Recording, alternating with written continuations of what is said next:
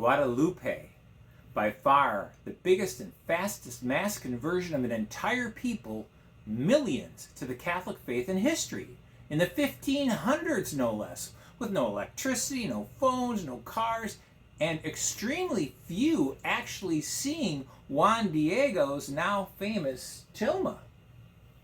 How did this happen? What's more, the people felt an urgency, an emergency to convert. Why is that? Join me for this amazing backstory of Our Lady of Guadalupe here on Catholic on Command.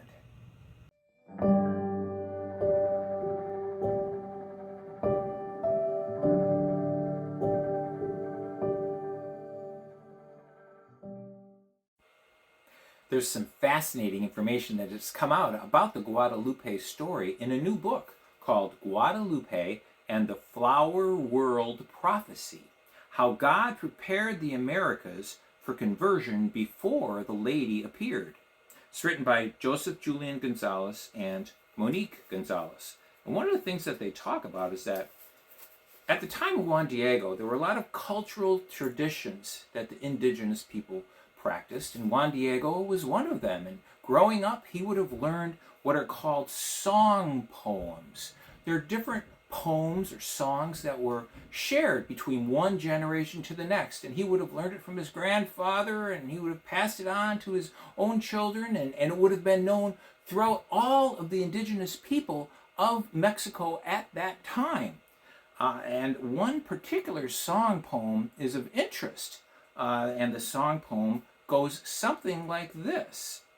It starts with a main character who's simply referred to as a singer, and his fundamental motive is to find beautiful, precious flowers so that he can gather them in his tilma to show them to the princes and his lordly friends.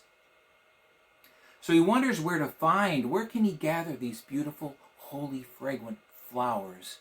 And in the story, again, this is a song poem, in the story, he's directed by birds and by some butterflies into this area where it's just beautiful. There are so many birds, the sound is wonderful, there's flowers, and you can hear the sound, and the main character can hear the sound echoing off the mountains, and it's referred to as a flower world paradise.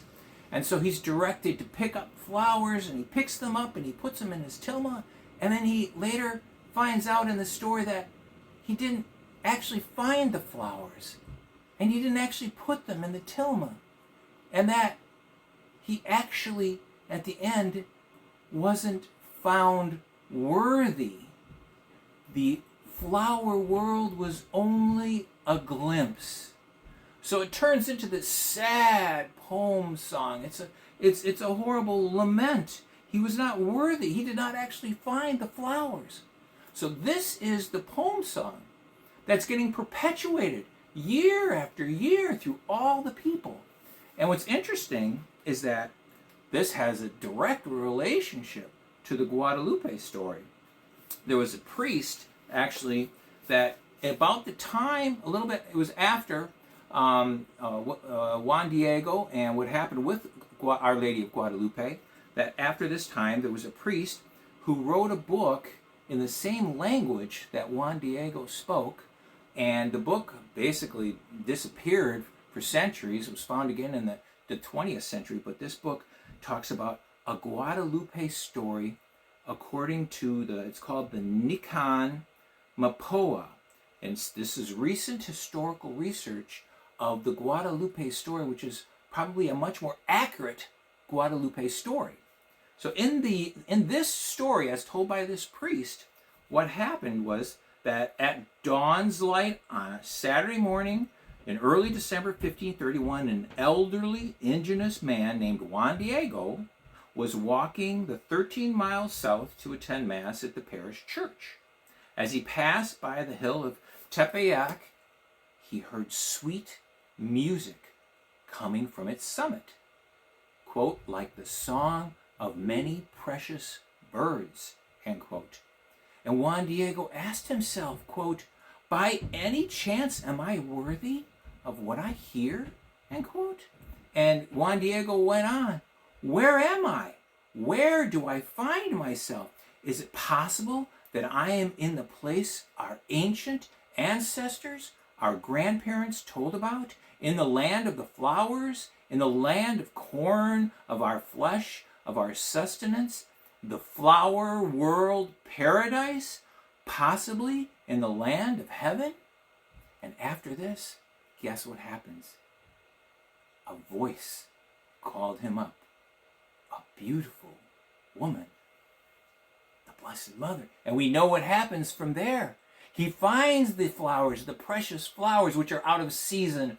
He puts them in his tilma and he presents them to the prince of the church, the bishop. And from there is this beautiful miracle. It's a very, very interesting. So what happens from this is that the people can so much relate because they have been lamenting with this song over the years that, oh my gosh, it's always a disappointment. And now all of a sudden, this is one of their own, an indigenous Mexican who has found the actual answer. He actually he is found worthy of this flower world that they have all longed for so much. And what happens from there? There's an amazing change. An amazing change. It's interesting. There's a priest that was a missionary to Mexico. They called it New Spain. And he had been there for 7 years, and none of these indigenous Mexican people wanted to convert.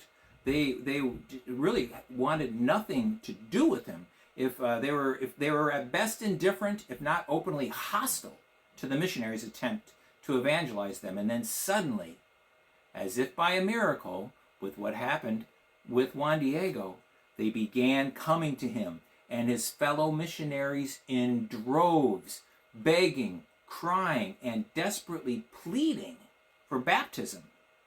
Many walked hundreds of miles over crags and mountain ranges, carrying their children on their backs, some with sticks used as crutches, to the nearest priest, imploring him to be accepted as new Christians. And they came by the millions. They overwhelmed the small number of priests. There were not enough priests to keep up with the demand, and eventually they even ran out of christening oil. And what's interesting is that one of the priests commented that he expressed in adoration that once the people were baptized, quote, they seemed not able to contain in themselves all their joy, end quote, because they realized that they were found worthy if they could become baptized. And the elderly, for them, it was an emergency. They needed to be baptized right away in order to be able to go to this flower world. This was true for all the people. They wanted so much to be baptized. Just droves and droves of them. It's noted that within 10 years of the Guadalupe event, there were between 9 and 10 million conversions throughout Mexico.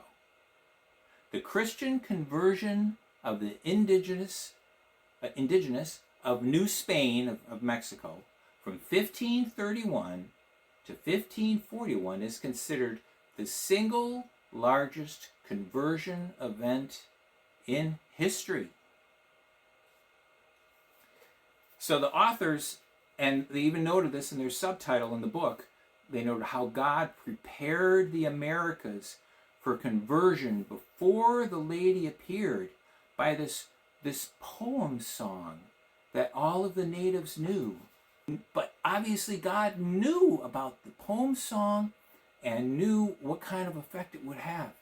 So the tremendous conversions that have happened. I really think that this book adds to the story of Our Lady of Guadalupe and to all of the incredible conversions that happened in such a short time. So I hope you've enjoyed this video. Please like it, to have this content get out to others, and God bless you.